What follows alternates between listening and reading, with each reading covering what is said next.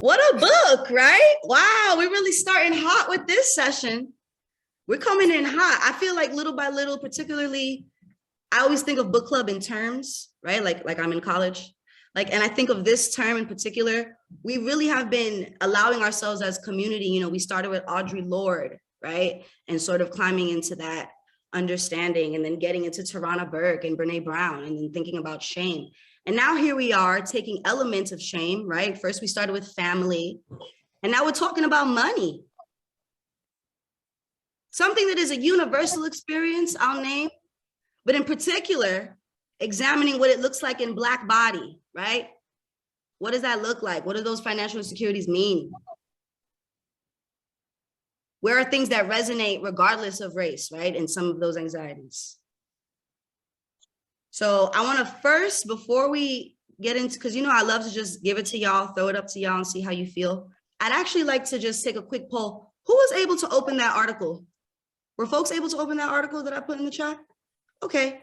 If so, I would love for us to read that article together. And then I also have a video that I want us to watch, which is basically a 2-minute video of Michael Arceneaux talking about the book. But let me engage y'all. What you want to do first? You want to read aloud or you want to watch him talk? What do you feel comfortable with? Because I'm not going to read it. Y'all are. All right, I'm going to choose. We're reading. Here we go. If you're able to open the article, I would love for Ron to start us off. Maybe with the first 2 paragraphs, including the quote, and then, we'll choose to anyone else who wants to pick it up. All right. Making Michael Arceneaux's "I Don't Want to Die Poor" required reading in high schools across the country would help a lot of young people think twice about the promise of going to college at any cost is the only path to upward social mobility. Arceneaux, also author of "I Can't Date Jesus," writes in his new book of essays, "The student loan industry is a barely regulated, predatory system. And with Donald Trump in the White House and those equally useless people in Congress, oversight of the industry is becoming non-existent." Want me to continue? Somebody I read so well. Yeah, if someone wants to pick it up. Come on, help us out. The truths come hard and fast in "I Don't Want to Die Poor." Arceneaux uses the first essay, titled "You Self-Centered Bastard," to bluntly show readers one of the issues in his life that will serve as an element of cohesion throughout the collection: student loans. The essay also serves to set the tone for what follows: a lot of personal stuff, great insights full of sarcasm and humor, and a relationship with popular culture that permeates everything the author does. Arceneaux doesn't shy away from any topic, and this book offers readers a look into his past, his financial woes, his sexuality and love life, the harsh realities of freelancing. Yes, I sighed when I wrote that. Racism, his mother's constant battle to stay afloat, his father's alcoholism, and his own struggles with an eating disorder. Throughout all of it, he retains a dark sense of humor and the idea that there is something better out there, something he will achieve through hard work.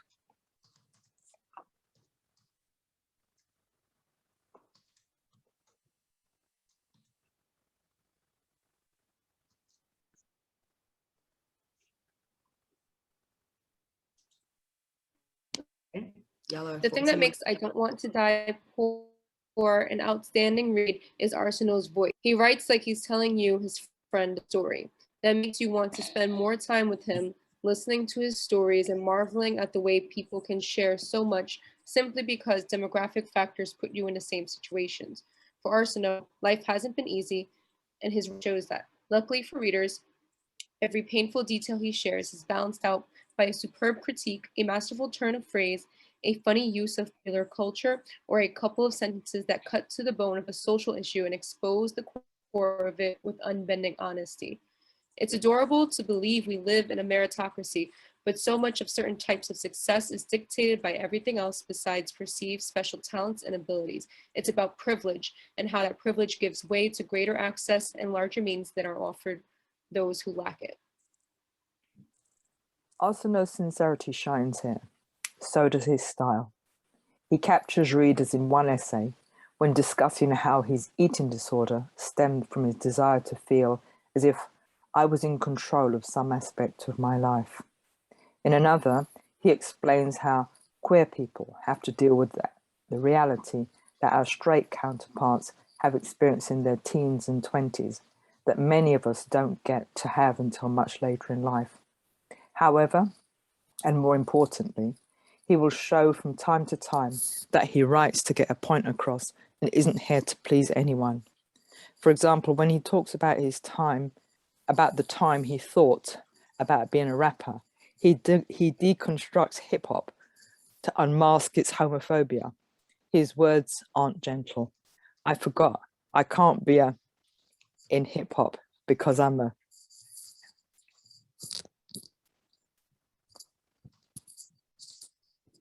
Heartbreaking, hilarious, unapologetic, and smart.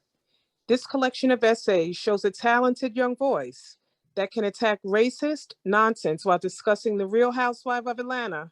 It's also a warning to future generations and a literary hug to those who have fallen into the unforgiving claws of student loan debt. Thank you all so much for allowing us to read that together. And I want to ask, clearly this reporter, this author, right, is biased, right? They seem to enjoy the work. Even if you don't feel this way, does anything resonate true so far for what you're reading? Is it funny? Is it sarcasm? Are you buying it? How are folks feeling? Yeah, it's very funny and Yeah. real and Mhm. sarcastic, and it rings honest. Mm. You know, he is bearing his stuff for all of us to see. You know, I appreciate that a lot. What does it do for you, if I can ask, like that honesty? What does that do for you as the reader? Oh, I'm one of these no nonsense, you know, no bullshit. And when I read, I'm like, that author's not telling the truth. But this book, I mean, from the first couple of pages, I was like, wow, I was surprised. I didn't know what to expect, really. I work in the book world. I work with many, many, many authors. And this brother here, I would have loved to work with. It would have been an interesting ride promoting his book. So, and from a personal financial standpoint, I remember leaving college and writing a handwritten note to the loan people telling them, when I get a job, you'll get your money, stop sending me these damn letters. And I actually mailed a letter. So when I see this, I'm like, oh my God, this is so funny and real. Any other thoughts? Anything else popping up for folks? You know, the one thing that kind of struck me is the universality of this issue, how so many people go to college without a care in the world taking out loans, and they don't realize until the end, you know, that they now have to pay back $60,000, $100,000, and what that does to your life going forward, you know, once you get out of college, because now almost all of your decisions have to be made around paying back that loan. You know, regardless of what you majored in college, you now have to focus on getting a job that has an income that is enough that you can pay back that loan. Or if the job doesn't have that kind of income, then you have to defer your life. So you may not be able to move out of your parents' house. You may not be able to, you know, start a family. And there are many things that, you know, debt sort of, you know, shifts your path in life. You know, Ron, what's so weird? When I was growing up, my mom like beat in our brains over and over and over again, go to college. Our whole world, living in public housing with a single mom and 5 kids, revolved around, you don't want this for your future. Go to college, get an education. That's the only way you're gonna stop the cycle. The welfare, Section 8, you're gonna stand on your own 2 feet, go to college, get a degree, and make something of yourself, which is what all my brothers and sisters did. And then we had children, and we did the same thing to our children, and we pushed our children out the door.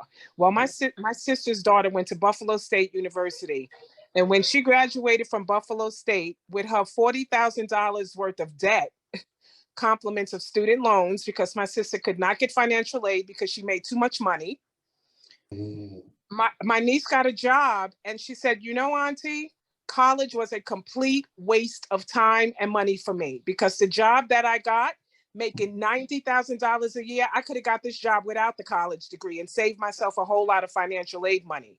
You know, and I felt so bad that she said that, but I guess that's the reality of it all. Like you said, Ron, you go to college, you're living a life, you're going along, you're going to the parties, you're enjoying that life. And then when it all comes to an end, and a month or two after college ends, here comes the people, they want their money. Yeah, And you don't even have a job to pay them a dime back.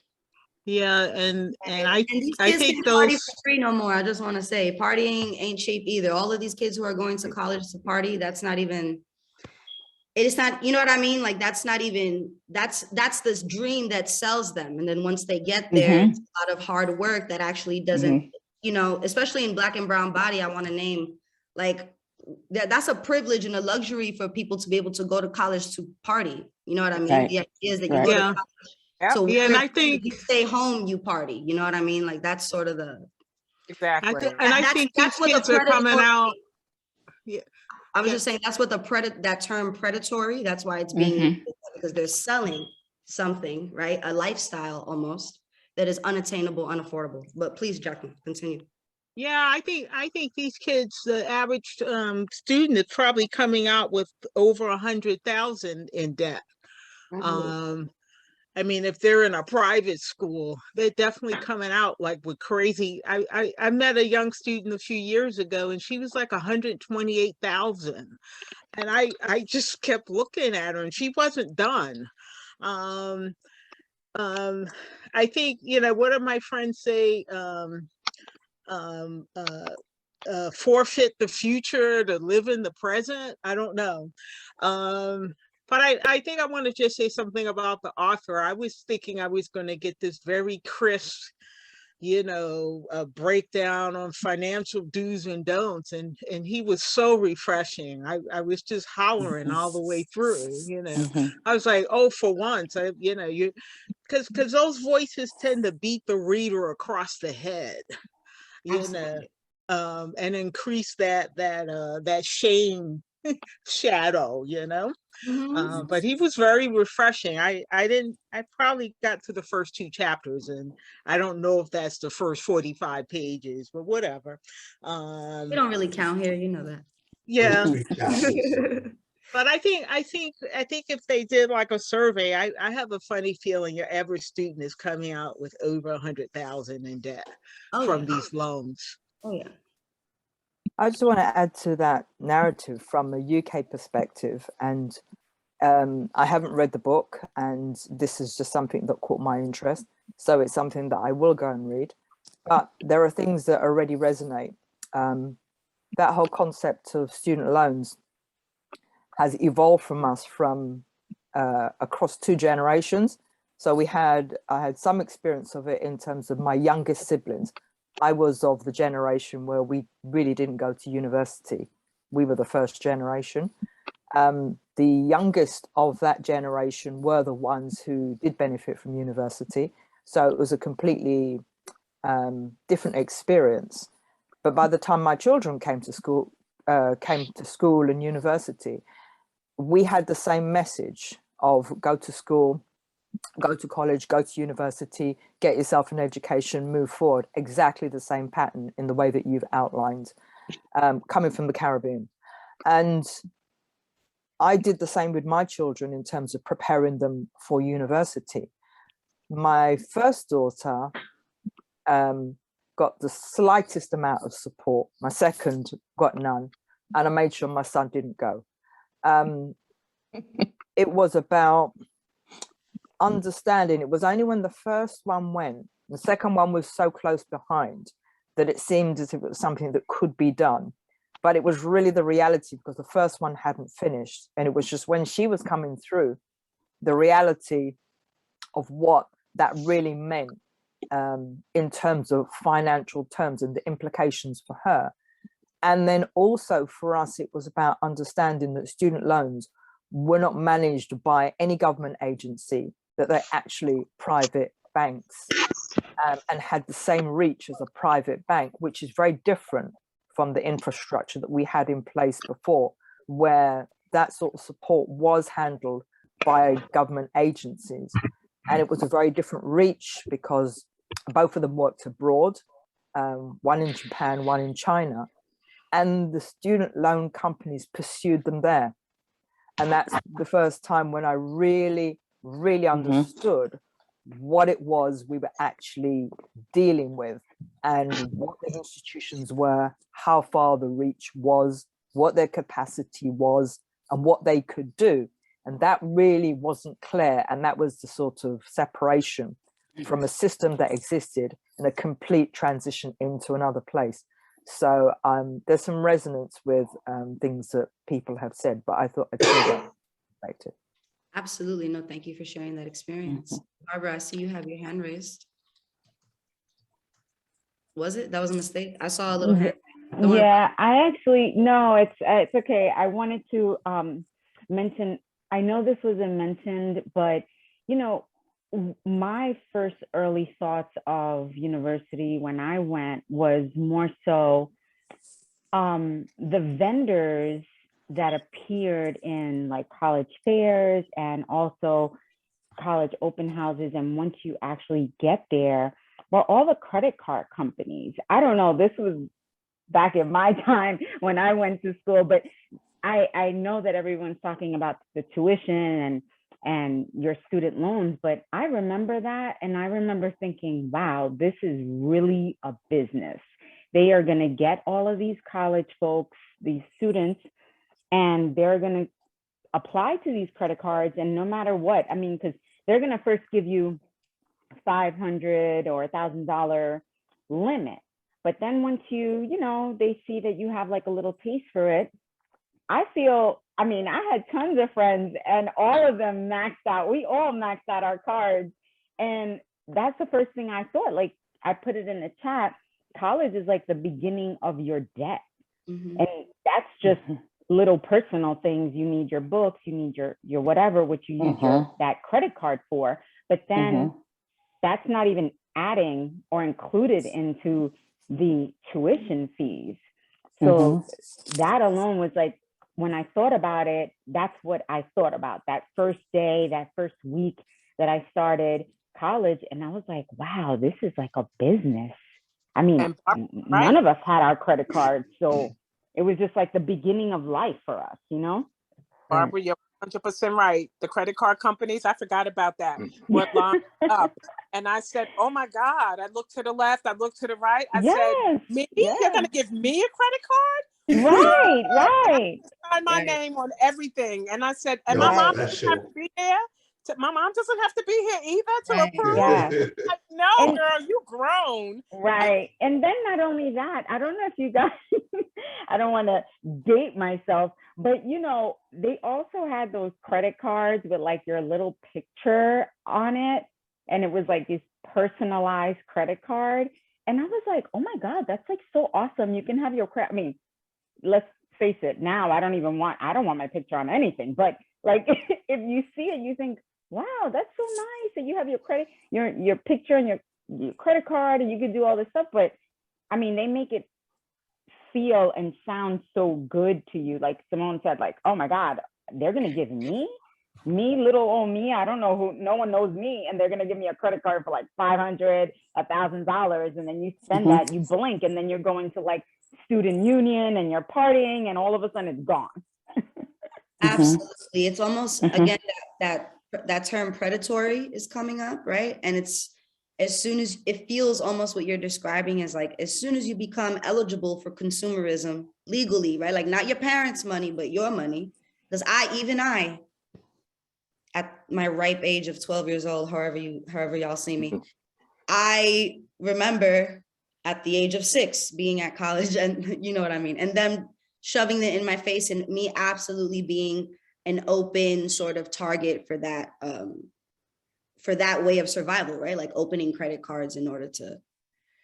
I went to college when Obama became president. So I always called it the Obama year. Like I had to get through college that Obama year, and I opened a bunch of credit cards, and I'm in my post-Trump year dealing with it. You know what I'm saying? So Right. sort of like the understanding of that. I wanted to go over to another interview with Michael Arceneaux real quick, but if anyone has any pressing points, I would rather address them now. Yes, please. I wanted to hit on the y'all was all talking about the predatory, and I was thinking about the history of the educational system we have today. It was created by John Astor and J.P. Morgan, and that's why you always hear get a job, get an education, get a better job. But these same individuals actually created the credit system as well. You know, that same amount of money that it takes to actually go to college could be invested. If you say you take $100,000, person that's coming out of high school, in their early 20s, I'd rather them take a risk with $100,000 in their early 20s, and maybe they could rebound from it, than come in their 30s and 40s getting $100,000 and mess it up. You know, but these individuals were smart enough to even know that the longer a person goes to college shows that they're more able to follow the rules. That's why they created that system. And you never heard anybody say, go to college and own your own business. Go to college and work. And these individuals are the biggest, the business mongols that there are. And to say that they created the educational system that we have today, and then J.P. Morgan Chase is one of them, and the biggest credit card companies. And I didn't even think about the credit card companies today just mentioned, and I was like, wow. When you just know the history of it, it's like predatory lending, you know. So I don't know, I was just thinking about that. No, absolutely. I think you're naming that precise point too, that like particularly in the Western United States, knowledge would never be free, right? Like there's no such thing as like freedom of knowledge. Even in that, you have to pay for. With that thought, right? Look at me dropping gems. It's usually y'all dropping gems. Okay, with that thought, let's go on over to a really quick interview. Honestly, a lot of the interviews online are like 53 minutes, and I'm 100 years old. I don't know how to edit. I don't know how to do any of that. So I found a 2-minute video, but the screen is super small. I'm gonna share my screen. What I'm just trying to say is have patience for me, okay? Thank you. Here we go. Boom, boom, boom.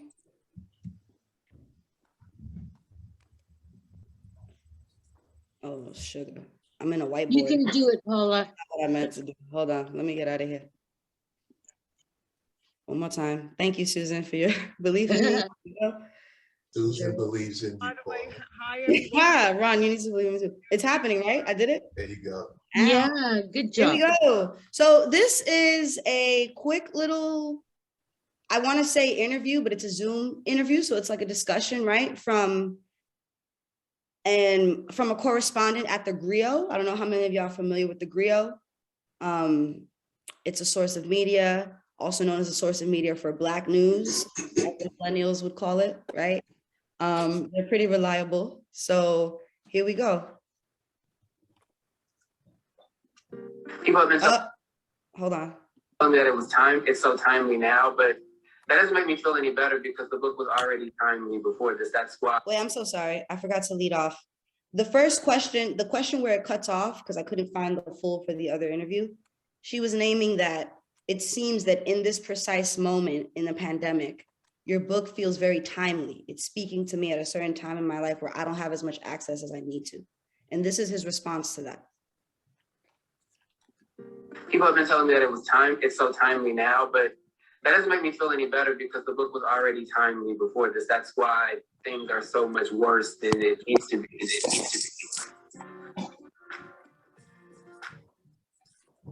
And the fact that I write about as someone who is the child of a nurse who actually had access to Black doctors early and never really had that apprehension of going to see the doctor chapter, but the uncle that I mentioned in the title chapter of the book that I need you to buy tomorrow, even though And on paperback toy, by the way, I'm very affordable. So these are like it's like $12 for most retailers, and support the local indie. Anyway, when I think about healthcare, it's like the uncle I mentioned, he died of cancer after I turned the book in during the editing process, and he didn't really die of cancer so much as he died from the fact that he didn't have insurance. That he fell on hard times, and he's in a state in Texas where they make it very difficult to be someone like that, which could be any of us in any place. I don't take any comfort in the fact that now more than ever are people going to be bearing witness to a reality that I already was. I think where other people are living. I take no real comfort in that, but I do think the book can bring comfort to people if they buy it. Is it hard to move from survival mode to thriving? Last year was probably one of the worst years of my life. At a time I thought it would be the best, and this is the year where I was actually beginning to feel like I was finally making that transition, and then a pandemic happened, and yet another financial crisis. It's my second financial crisis of my adulthood. So if nothing else, and if nothing about this book doesn't kind of come across, it's that I will always be okay. And so will you if you keep going and realize that it will always get better. When I first moved to New York for journalism, checking my little mobile bank account, and it was like $1 in there until the next paycheck hit, and just screenshotting it because I was like, one day it's not going to be like this. You know, we all have that moment in our creative career where we're like, this won't define me.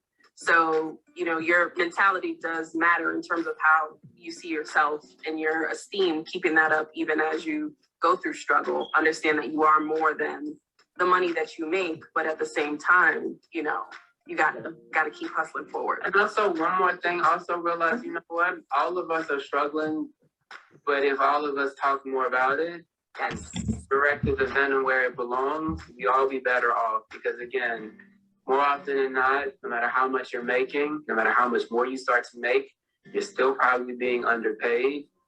And the only people reaping the benefits of that are the people exploiting you. So think more about that. Right? Cool. Hi, Oh, I'm this Nicole lady. Hockley from Sandy Hook Hold Promise. on. I know this is hard Wow. to hear, but it's Sorry. important. Here we go. The shooter. Oh my goodness. They really know how to get you to buy stuff. Speaking of consumerism. Here we go. How did folks feel about sort of how Arceneaux presents his work, but also any points that himself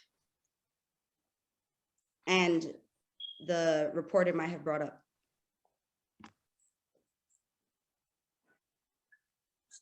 You know, the one thing that I notice is that even through the gravity of this situation that he admits he put himself in, it feels like he is still composed around it. You know, he's not like, you know, trying to find these loan officers and hunt them down in the street, although he does says he's gonna piss on their lawn I think when he pays it all off. Yeah. And that could be just a writing device where he is presenting as though he is calm, you know, on the pages, but in actuality, he could be stressed. But it does feel like he has, you know, sort of concluded that this, one, they're not going to put him in jail. And two, he is committed to paying it, but he just has to pay it on his terms.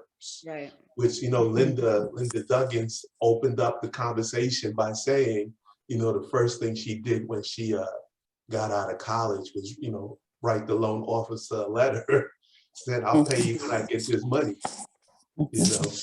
But it's almost like, what else can you do? I think that we are often, like, we're not taught, right? We don't have the financial literacy behind this, behind going to school, or even what Lasaya would say was a good point about, like, if you were given $100,000 in your early 20s, like, what would you do with that? You know, we can't even grasp that concept. We're just automatically like kind of like debt driven, right?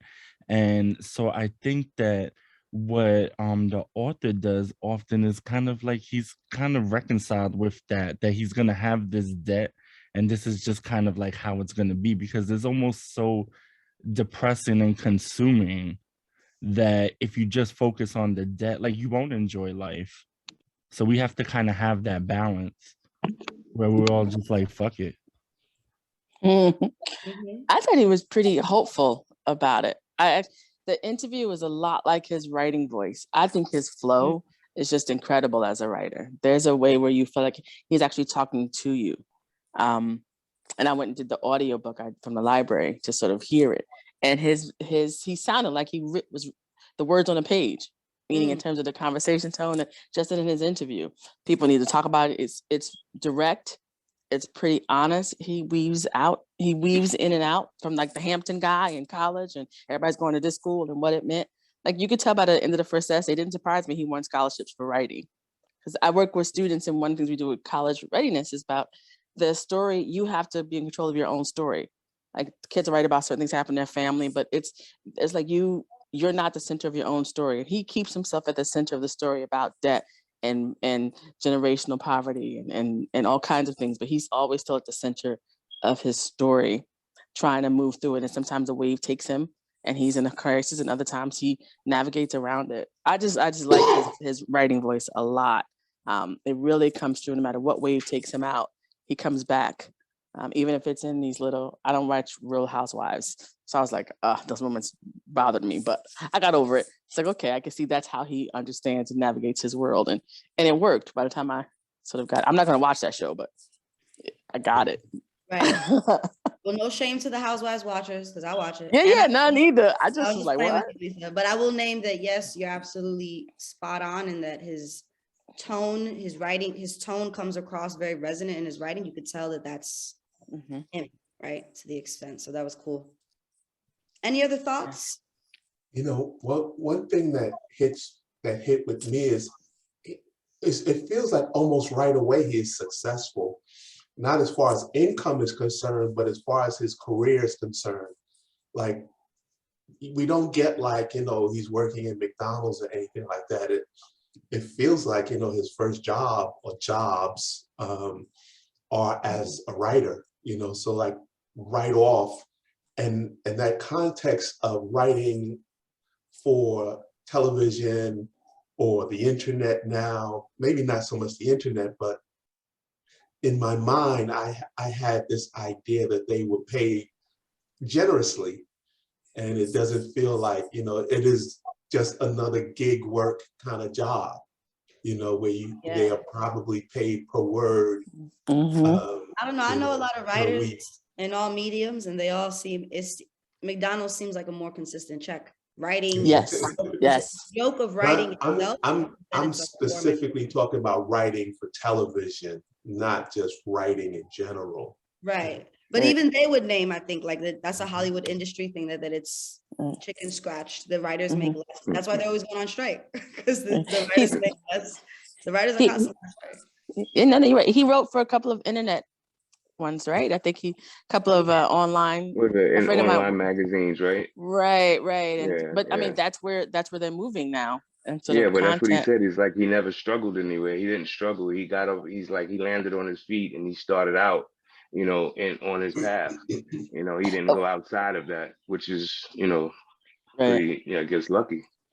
But one of the things I thought about, because somehow I don't quite know yet, edit certain parts to show some of my seniors, is that on the surface, he looks successful. He has a presence on social media, has a presence, but I like the honesty is that presence and money don't mean the same thing, right? And presence and rent didn't mean the same thing, you know, and that came through so clear. He was like, I actually have this money out here, but I still can't pay rent because that money hasn't manifested. And that's one of the things about being a creative. And our kids are so big on the presence and social media, and they think what they see is going to manifest. Oh, you know, get your hits, and then you could turn that into money. And that's not always how that could manifest, unless it's like, you know, you're saying, Palmer, they do it entrepreneurial style, right? But if you're still a gig worker, you're going to be waiting for somebody to pay you, as opposed to somebody paying you for the people that you traffic to the site. And that I thought was pretty useful. On another note, just my last part about the student loan stuff. Recently, student loans are now counted towards your debt for when you go to get a home, to get considered for a mortgage. That wasn't always the case. They didn't count student loan. Now it's part of the student loan debt is now considered part of your debt. So when you have to have a debt to income ratio, it's now included in it. And that's maybe about 2 years old. I wanted to ask the lady from the UK, and if I'm correct, because America is like over, we're so heavily laden with debt. Because if I'm correct, in Europe, they don't even, credit is frowned upon. You know, it's greatly frowned upon, more so than it is in America. And I want to know, how is that student thing going over there? Credit isn't frowned upon in the UK. Once upon a time, if you were talking about the 1970s, then you would be correct, but not since the 1980s. The UK has adopted all of America's policies and infrastructure. We have shopping malls now. We used to have stores, shops in the high street. We have high street malls. The problem with that is that you can take on the infrastructure and some of the things from the UK and from the US that seem really shiny, but the UK is still a small country. So some of those things manifest in a very different way. When you close things, you notice them more quickly because the place is just smaller. So student loans, and that's why I'm saying that it was in the 90s. Yes, it would have been sort of 90s when really that concept of student loans moving from being government controlled, because it was something you went to your local region, you worked with your local authority, and so there was this governmental control.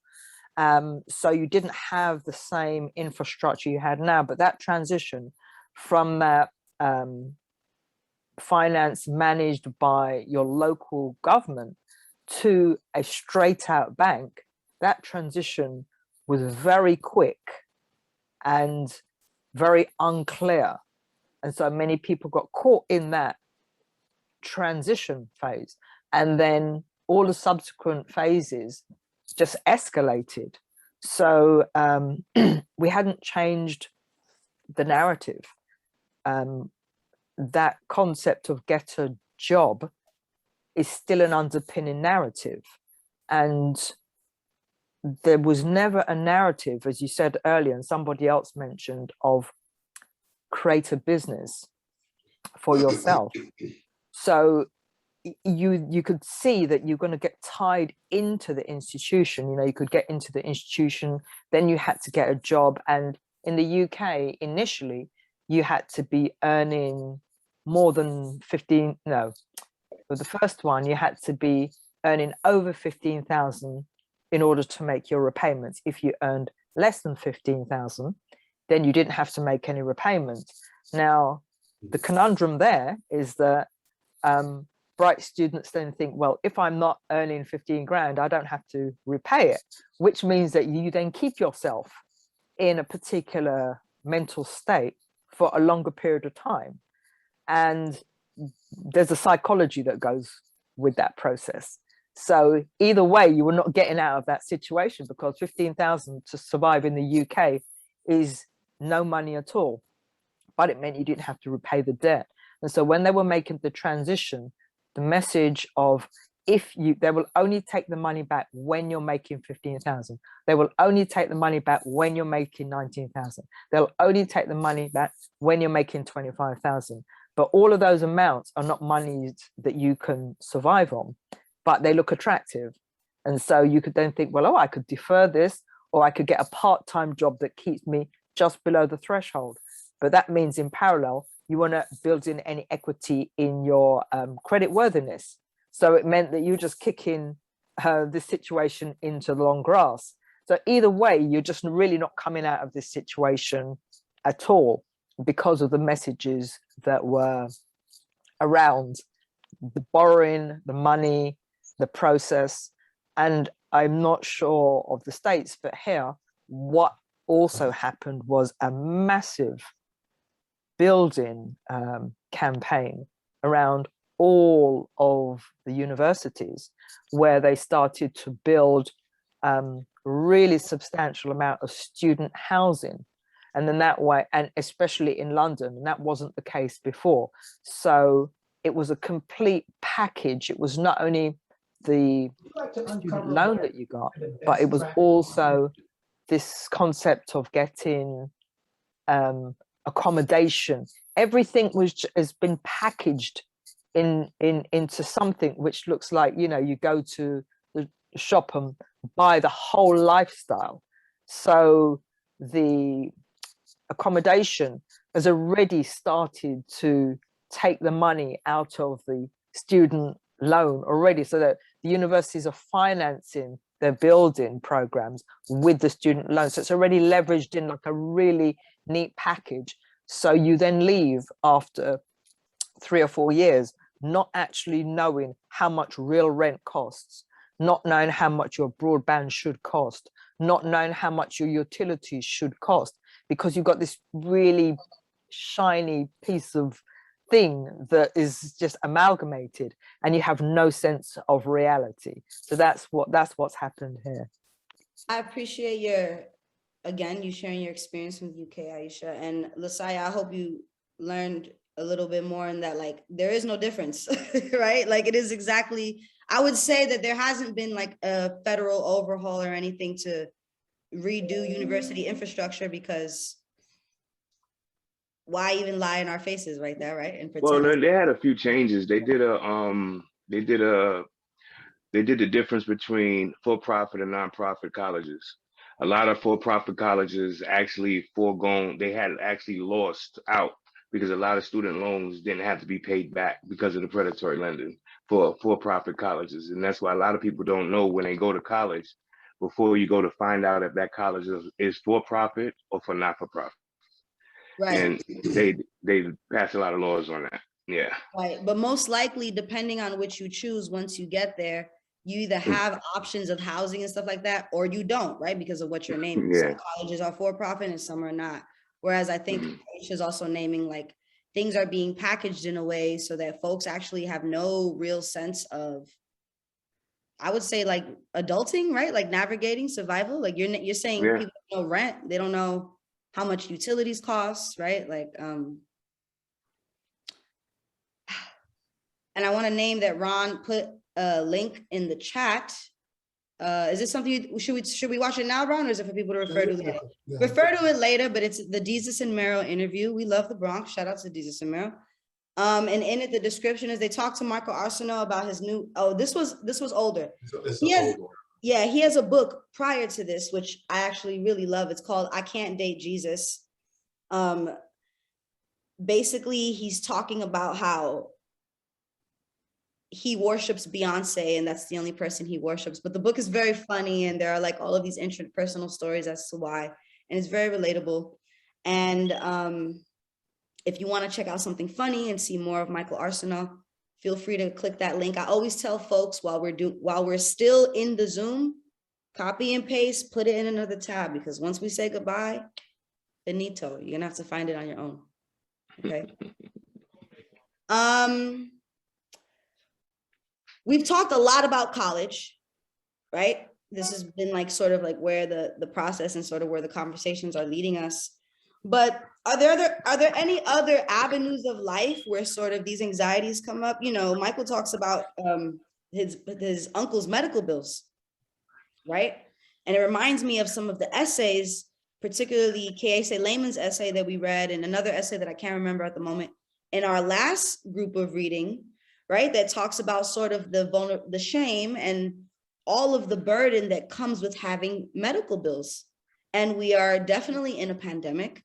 So I'm wondering, how do some of these things resonate for y'all, right? Like the idea of debt, medical debt, and what does that look like? What does it look like to even have access to take care of oneself, let alone heal oneself, right? Because there's one thing to have access to even diagnose if you're sick, and there's another thing to have access to get the healing you need for what they've diagnosed, right? Like that's two different types of medical. So what do folks think? What are folks feeling around that?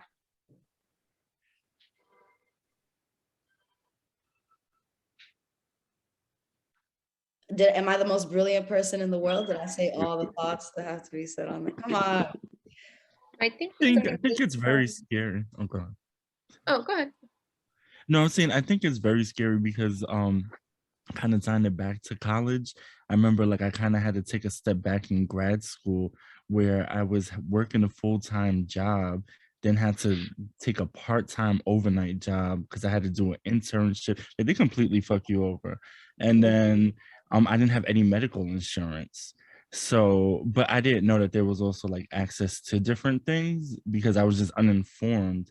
And I remember like I had to go to I don't know if it was a Kalen Lord or something that they help out with like students on like a sliding scale, but it was just like it was just crazy. I mean, and it still wasn't like the private insurance I was used to where I could just go to a doctor, right? I had to wait in a clinic for like 3.5 hours to be seen.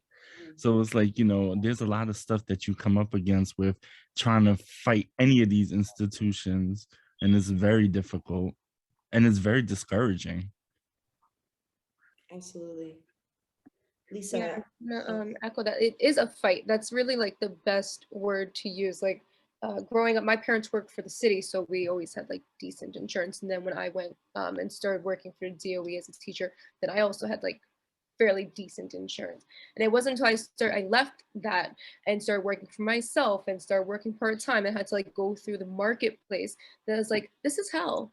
This is hell. And it became such a odd motivator for myself to be like, oh shit, I gotta like be mindful of my health. I literally cannot afford to be sick. Going to the doctor, something that would cost maybe $20 or something before, is like, oh, here, you can pay $60. It's like, no, I won't. I guess I'll just figure this out on my own. And it is just so fascinating how these things are, intertwined, and the barriers that are in place to even navigate these systems. And this is, as a college educated person who like, all right, I'll go through all these documents, I'll read this fine print, and just thinking about how just again the system is set up and in such a way to be difficult, and also, and the job that I have, I love, and I'm like, but you know what, this is not sustainable. It's not like sustainable as I grow older to keep something like this where I have to think about,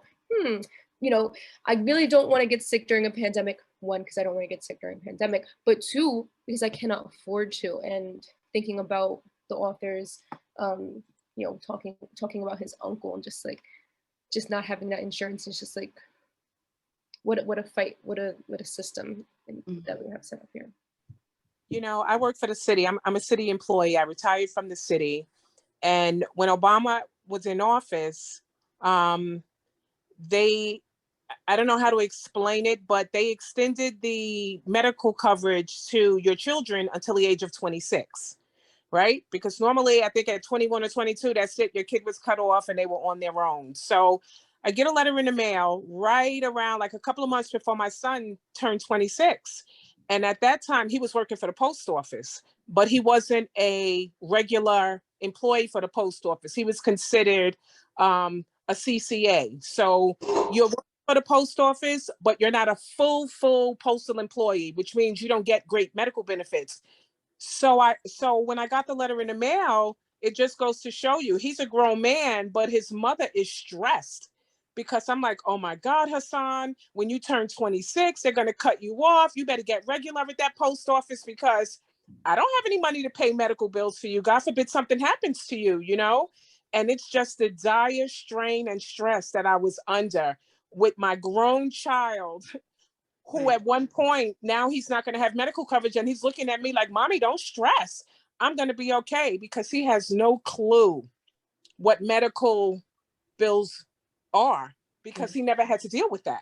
Like most kids his age, what medical bills, if your parent works for an agency and they're getting medical coverage, they don't think about co-payments and medical bills until they don't have medical coverage. Your parent knows, but you don't know as the child. Absolutely. Even grown I children. remember, I'm sorry. No, I was just saying. Remember when my daughter was about to turn 26, I took her to every doctor. I said, get your checkup, go to the dentist, get everything checked out.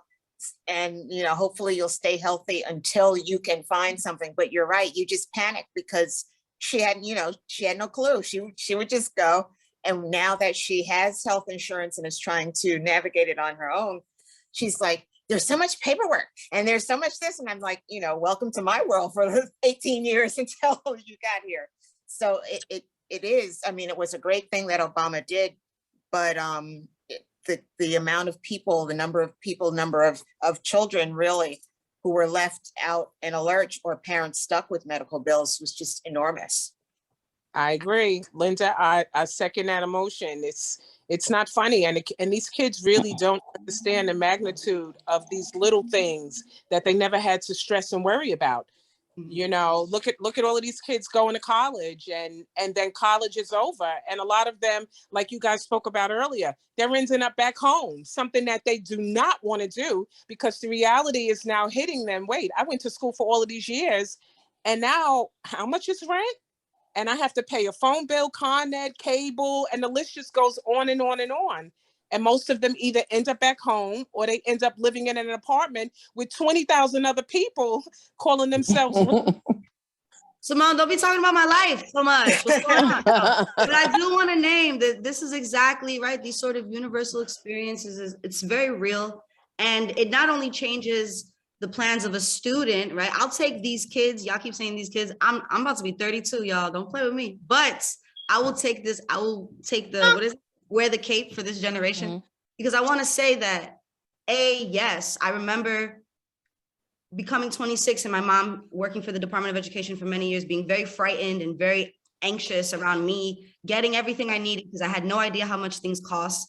And simultaneously, some of you know this, around the age of 25, October, I was still 25, I got hit by a bike and I broke my leg. And my mother was like, all she kept saying was, thank God it didn't happen in January. Like, that's all she could say to doctors, to my PT. Every time we went to do a co-payment, she goes, you know, if this would have happened in January, I don't know where we would be. Like, she had to let everybody know that this bill was outrageous. And what I was going to say before is, you know, of course, Simone, you named something so real that like, there's this fantasy about going to college and then being able to live on your own post-college, and that opportunity isn't given to a lot of people. You have to move back home.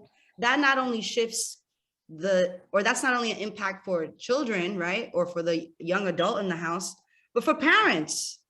Because parents are fun putting up mad tuition, and then you still gotta deal with us when we come back. Like, money is still being spent, right? So it's this idea that I also want to name. I think there's a shift given the access of social media. I feel like I say that one phrase every book we have, given the access of social media. But given the access of social media, entrepreneurs, you know, we have young entrepreneurs, we have folks that are able to make money outside of the norm of necessarily following a white patriarchal collegiate college structure. And we have people that don't necessarily move in that way and are able to make money. And you could have your opinions around what's a sustainable career versus isn't, right? We could do that all day. But the point is that we actually see a change and a shift happening in young people currently, right? That narrative and even the narrative of living back home, that's no longer really as embarrassing or as, you know, like taboo as it used to be. It's still just as stressful. Just because we laughing and we cute about it doesn't mean it's not stressful. But I think folks are sort of changing that. Please, I see people raise their hands, just talk. Can I say something about, because I'm talking about the health system really actually made me think back both on the college issue and then on Arceneaux's writing. Because when we're talking about the health system and our kids, and we're not, the solution obviously is, this is, you know, for my own, but it's obviously universal access to healthcare. I mean, the problem, there's no question that there is healthcare, and the problem is access to it and affordability. And if we were so I was very interested in Aisha's sort of perspective earlier, but that if there's universal healthcare, it might not, there is a possibility of such a thing. We don't have that here, and I don't see it in our future. But although Obama's move to 26 was a godsend for those of us who had kids, who at least got up to 26, at least, that was a big thing. The interesting thing I want to sort of think about for a minute, though, is we seem as a group much more divided about the value of college. We're not really that divided about the value of health. We just want access to it. But there is a sense of, do we really want you know, is college really doing anything for us? And do we, is it really worth this pain? And I think it feels to me, okay, I'm gonna say I totally believe in college. So no, there's no way I don't feel ambiguous about that at all.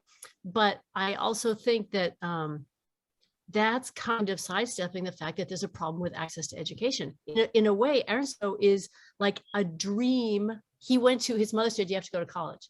And he went to the best college he could, the college that he wanted to and that he could get into, and that obviously worked for him, although so far in what I've read, he doesn't, it's so overwhelmed by the searing, shaming, you know, daily nightmares damage of the loan officers calling him, you know, every hour of the day and night.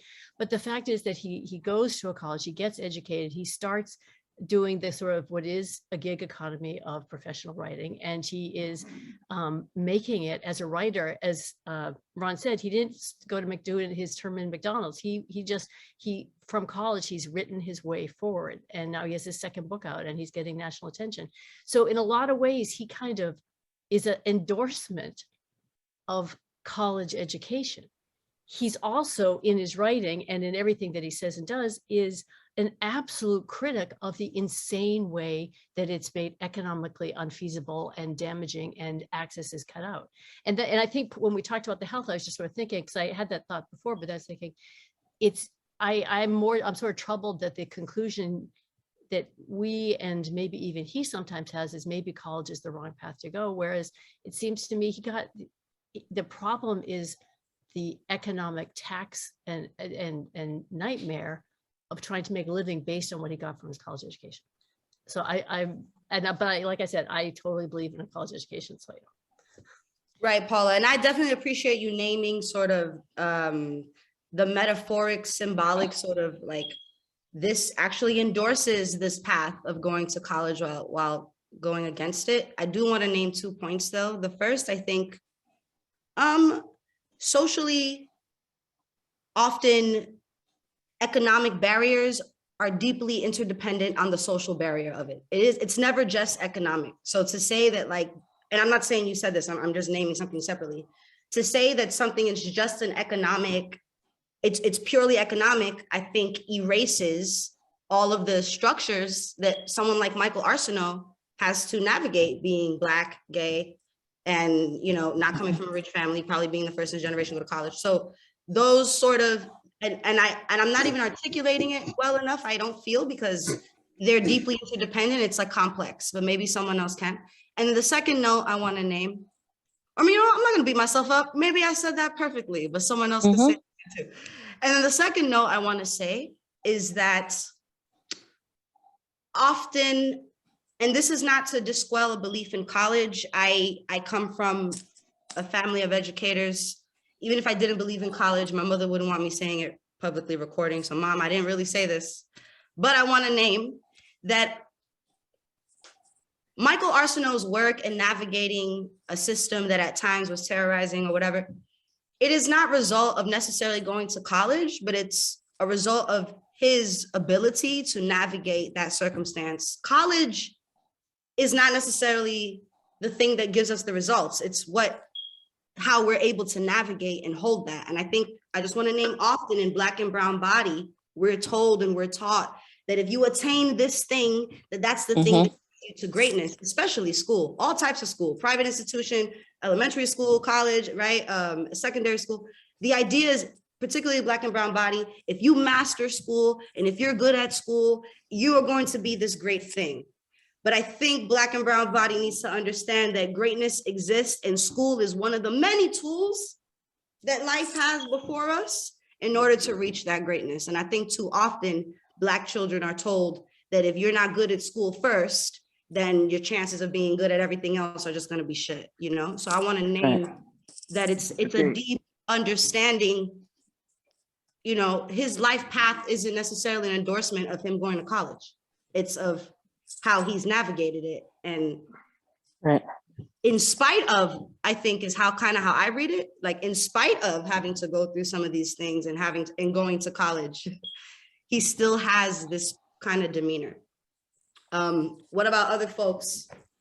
I just want to add to that one. I counsel kids about going to college, and I tell them, I encourage kids, college are for scholars. They're kids who are naturally curious, and I say you need access to a library that you don't get on a daily basis. And those kids I push, but I agree, not every kid has to go to college. When kids tell me, oh, I want to apply this place because they're required an essay, I said, then you shouldn't go to school. You should go where you don't have to write essays. After required education, you are free to learn any way you want to, wherever you want to learn what you want to learn for your life, if that's what makes sense. My other point, just real quick with the other conversation about the kids, was I was surprised by, in the book, where I learned later his mom was a nurse, and it struck me during, I guess, this whole COVID thing too, about the kind of conversations not happening, that his financial literacy wasn't there. Even if we don't, if his mom didn't know financial success or there was struggle around his home, the kind of conversations that aren't happening, whether for in school or in our own communities, about, okay, this is what it's looked like for me. Because I like this book for really publicly disrupting that the old narrative. Well, we realize it's old now, that you're right, get a good education, get a job, and it will be okay. It's okay to invest in yourself. Student loan is a good debt because you'll be able to pay it off. You will move yourself out of a certain poverty. You'll move yourself out of certain projects. And it worked for some of us. I'm from projects in New Jersey, right? And public assistance, it sort of works. But then at the same time, things have changed so much that narrative isn't quite there. School's a lot more expensive now. It's the room and board.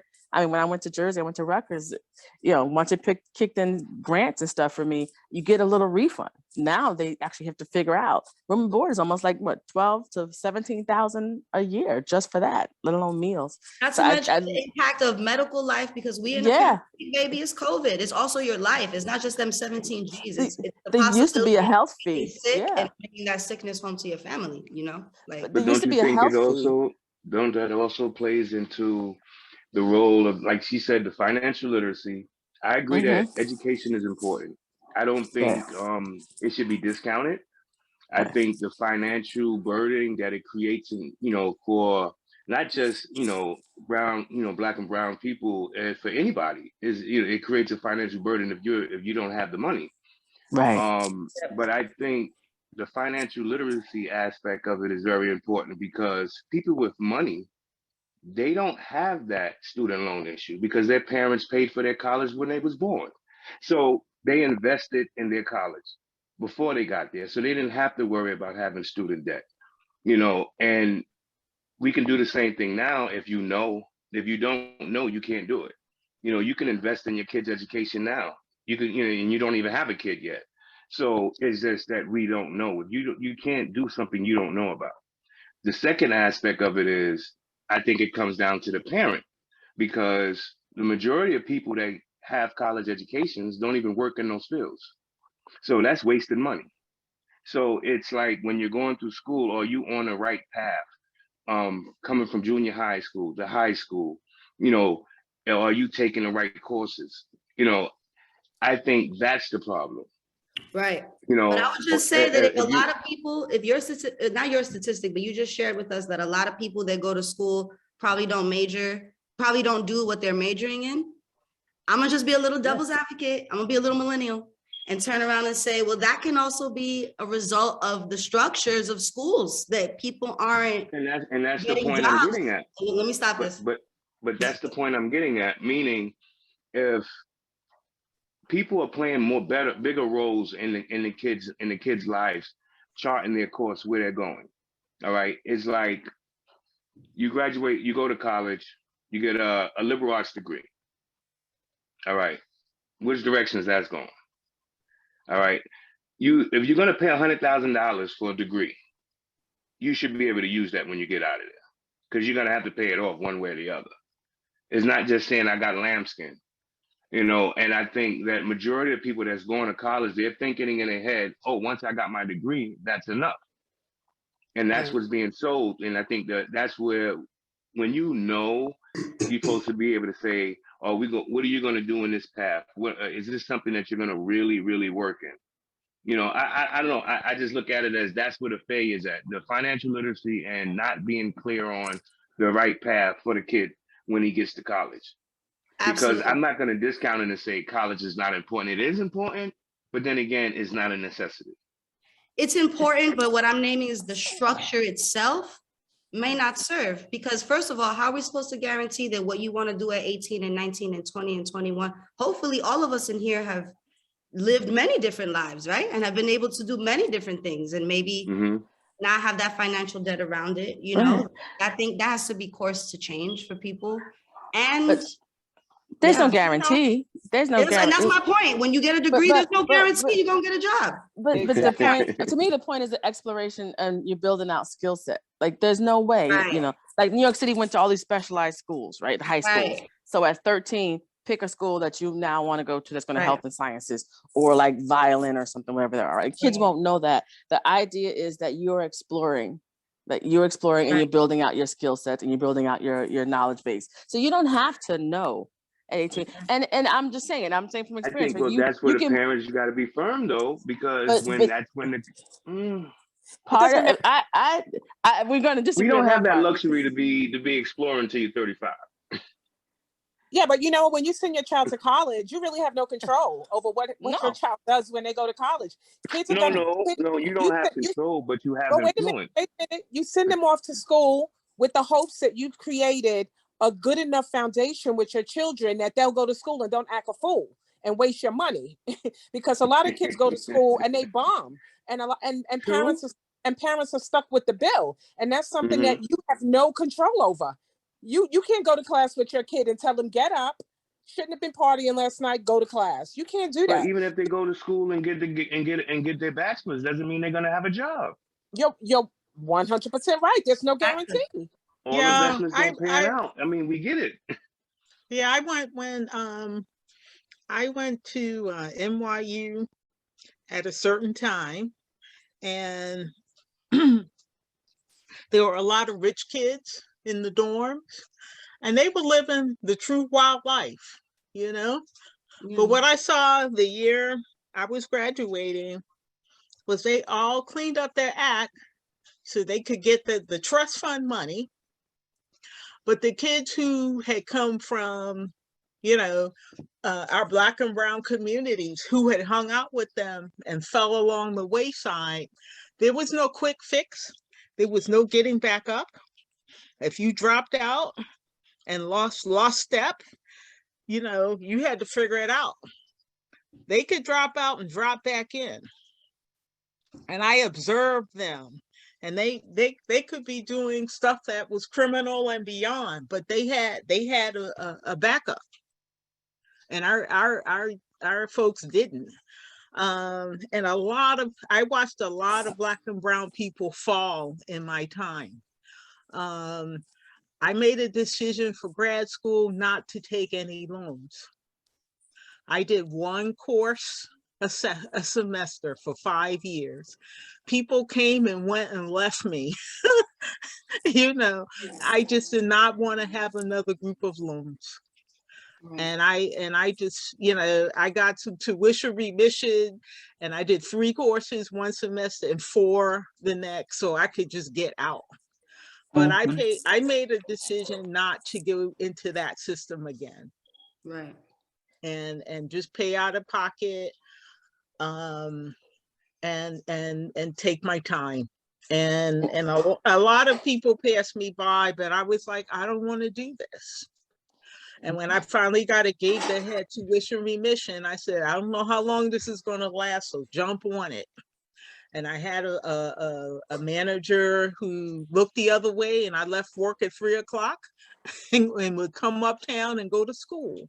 But you know, not everyone gets to do that, but I know for our kids who are in these private schools and who are in these environments, being exposed to things that they may or may not know about, or don't necessarily have enough good common sense to back away from. Getting caught up in it is really easy.